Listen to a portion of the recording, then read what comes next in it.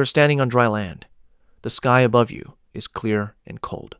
Around you, thousands of people are living their lives, building homes, raising children, following animals across open plains, learning the shapes of rivers.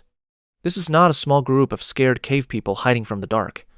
This is a world, a real working world, with fire and language and memory and trade. You can see it in their faces. You can hear it in the sounds they make. They know things. They remember things. They are, in every way that matters, people just like you.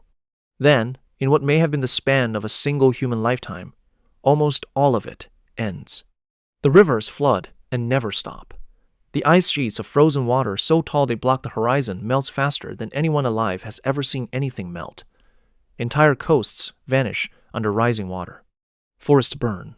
Animals the size of trucks disappear from the earth forever. And the people, those thousands of people who were just living their lives, are scattered, broken, and pushed back to almost nothing. What happened? And why does almost every ancient culture on Earth remember it? The event we're talking about happened roughly 12,000 years ago. Scientists call this period the end of the last ice age, a time when the Earth was shifting from a frozen world into the warmer one we live in now. But shifting is too gentle a word. What actually happened was fast, violent, and strange. Here is the basic picture. For hundreds of thousands of years, enormous sheets of ice had been sitting on top of much of North America, Europe, and Asia. These were not normal glaciers. They were walls of ice, in some places more than a mile thick, and they held inside them an almost unbelievable amount of water. Water that should have been in the oceans, but wasn't. Because of this, the sea level back then was much lower than it is today, around 400 feet lower, in fact. That means that huge areas of land that are now sitting at the bottom of the ocean were once dry ground where people walked and lived. Think about what that means for a second. The coastlines we know today, the beaches, the ports, the cliffs, are not the coastlines our ancestors knew. The world they lived in looked completely different. Whole stretches of land connected places that are now separated by ocean. Britain was connected to Europe. Alaska was connected to Russia. And across Southeast Asia, a landmass roughly twice the size of India sat where open water is today. People lived on all of it. Then, starting around 12,000 to 11,700 years ago, something triggered a rapid melt. The water locked in the ice began pouring into the sea. Sea levels rose. Coastlines drowned. And the land that countless communities had called home for thousands of years was gone swallowed by the ocean and never seen again. But here's where it gets unsettling. Scientists don't fully agree on what caused the ice to melt so fast. The Earth was getting warmer, yes. But warmth alone doesn't explain some of what we find in the rock and mud. In 2007, a team of researchers, including Richard Firestone of Lawrence Berkeley National Laboratory, published a study in the journal Proceedings of the National Academy of Sciences. What they found was a very thin layer of material tiny diamonds, metallic spheres, and a kind of carbon called nanodiamonds buried in the dirt at sites across North America, Europe, and the Middle East.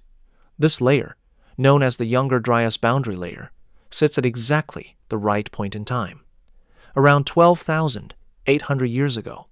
And the only known way to make nanodiamonds in the Earth is through something very hot, very fast, and very powerful like a space rock hitting the planet or exploding above it.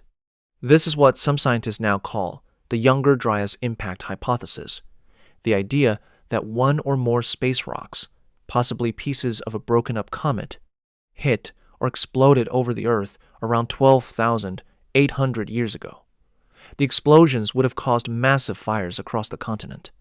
The fires and the heat would have helped trigger the ice melt. And the collapse of the giant ice sheet in North America would have sent a flood of cold fresh water pouring into the North Atlantic Ocean. That flood of cold water is important. The North Atlantic carries warm water up from the south in a giant loop. Scientists call it the Atlantic Meridional Overturning Circulation, which is just a way of saying the ocean's heat pump. When huge amounts of cold, fresh water poured in, the pump shut down.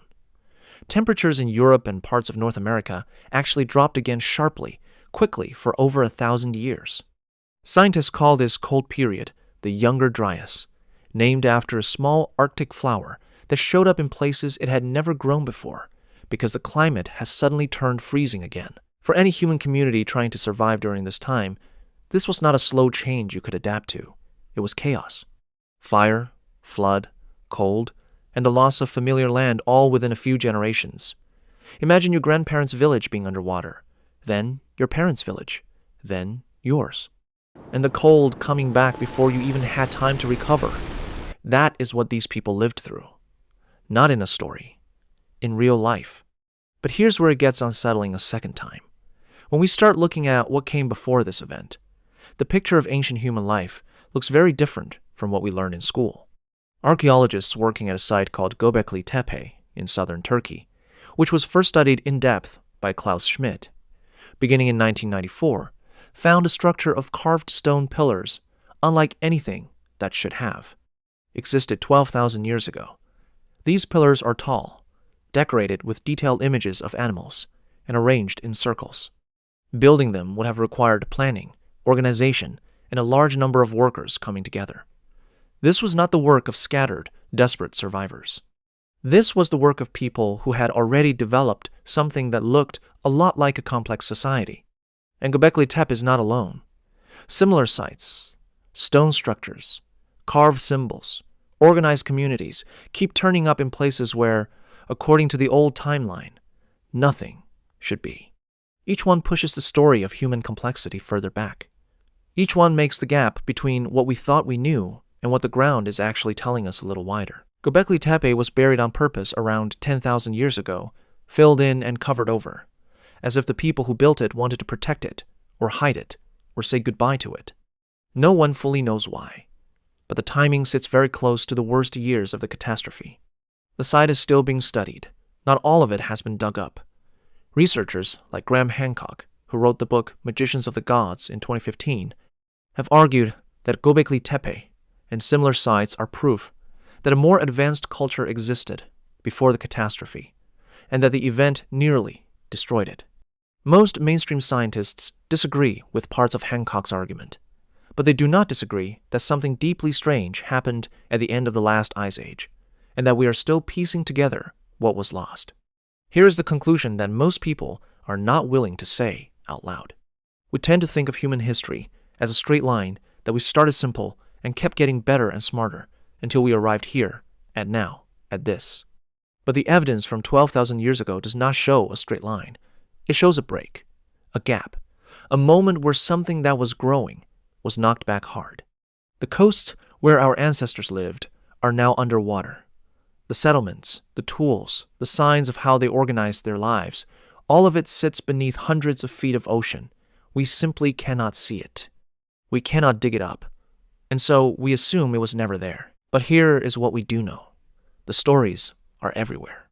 Nearly every ancient culture on Earth, from the people of ancient Mesopotamia, which is the area we now call Iraq, to the early Greeks, to the peoples of India, to the native peoples of North America, carries some version of the same story. A great flood, a world that was lost, a handful of survivors who carried the knowledge forward. These stories are not a coincidence. They are memory. They are what happens when a real event is so enormous, so life-changing, so total, that it burns itself into the culture for thousands of years. The story gets passed down because it is the most important thing that ever happened, because it shaped everything that came after. There is something worth sitting with here. These stories were not written down at first. They were spoken. Parent to child, elder to community, generation after generation, for thousands of years before anyone carved a single letter into stone, and yet they survived.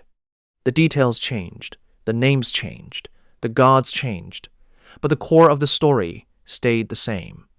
A world before, a flood, a destruction, a few who made it through. That does not happen by accident.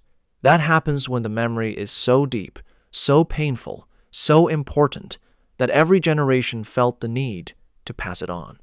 What this means for us, today, is serious. We may be living inside a much shorter human story than we think. The things we consider ancient, the pyramids, the earliest cities, the first writing, may themselves be echoes of something even older, something that was trying to rebuild. And if a piece of rock falling from space, or a sheet of ice collapsing can reset thousands of years of human progress in the span of a single lifetime, then the most honest thing we can say is this: we are not as permanent as we feel.